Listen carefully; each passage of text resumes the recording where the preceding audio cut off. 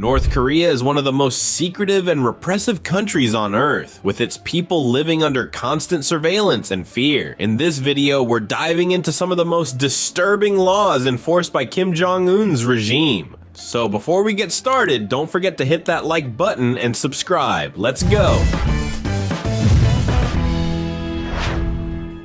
In North Korea, Christianity is outlawed, the country is officially atheist, and practicing any religion is considered a direct threat to the regime. Believers face brutal punishment, ranging from imprisonment to torture, and even execution in some cases. One chilling example surfaced in 2023, even though it happened years earlier, in 2009. Authorities discovered a Bible in a family's home, and not only were the parents arrested, but even their 2-year-old child was sentenced to life in prison. Yes, you heard that right, a toddler. This is part of what's known as guilt by association, where even children are punished for the actions or beliefs of their relatives. According to US religious freedom reports, between 50,000 and 70,000 Christians are currently imprisoned in labor camps. In Kim Jong-un's North Korea, being a Christian is treated as a crime against the state.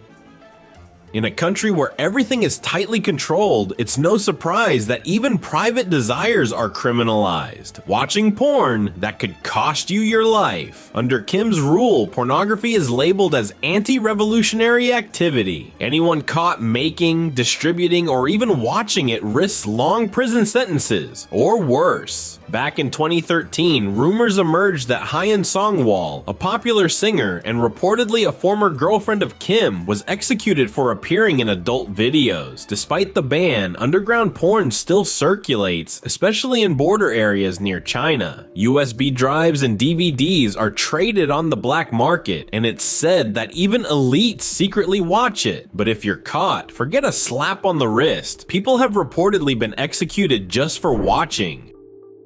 Forget Netflix. In North Korea, there are only 4 TV channels, and all of them are state-run propaganda machines. Watching foreign content is considered treason. One shocking incident involved a group of teens who were caught watching South Korean dramas, or K-dramas. Their punishment? 12 years of forced labor for watching TV shows. North Korea and South Korea are still technically at war, and Kim's regime sees South Korean culture, especially music and drama, as dangerous Western influence. If you're caught sharing or even watching foreign media, you could end up in prison, or worse.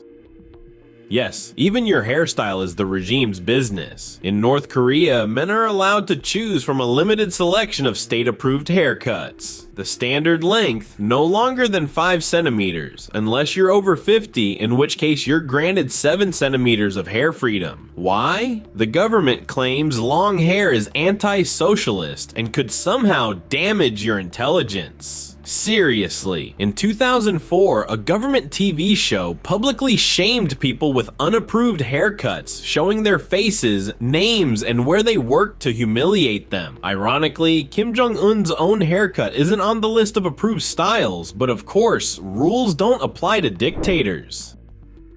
In North Korea, public mourning isn't just expected, it's mandatory. When a leader dies, citizens are required to cry, grieve, and show deep sorrow, or face consequences. After the death of Kim Jong-il, those who didn't cry enough were sent to labor camps for up to 6 months every year on the anniversary of his death. The country practically shuts down in mourning. In 2021, to mark 10 years since his death, the government enforced an 11-day mourning period, during which laughing was literally banned. You heard that right? No jokes, no joy, just tears. And if you don't perform your grief well enough, you're in serious trouble.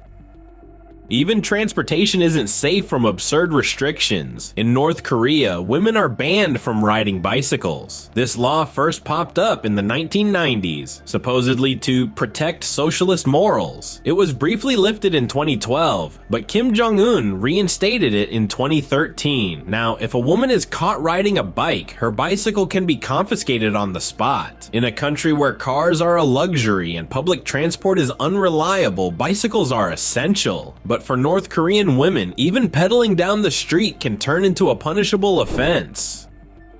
In most places, dozing off during a boring meeting might earn you a few glares or a warning, but in North Korea, it can cost you your life, literally. In April 2015, Hyun Young-chol, the country's Minister of Defense, was publicly executed simply for falling asleep during a military ceremony. That's right, nodding off in front of Kim Jong-un was interpreted as a major act of disrespect. But it wasn't just any execution. According to reports, he was blown apart by anti-aircraft guns in front of a crowd of hundreds of officials. Yes, the same type of weapon used to shoot planes out of the sky was used on a human being. It's horrifying beyond belief. This act sent a very clear message to anyone in power: absolute loyalty or else. Since rising to power, Kim Jong-un has purged dozens of officials, including close family members, to maintain his grip. The environment is so paranoid that even appearing tired could be perceived as treason. In North Korea, blinking wrong might just get you vaporized.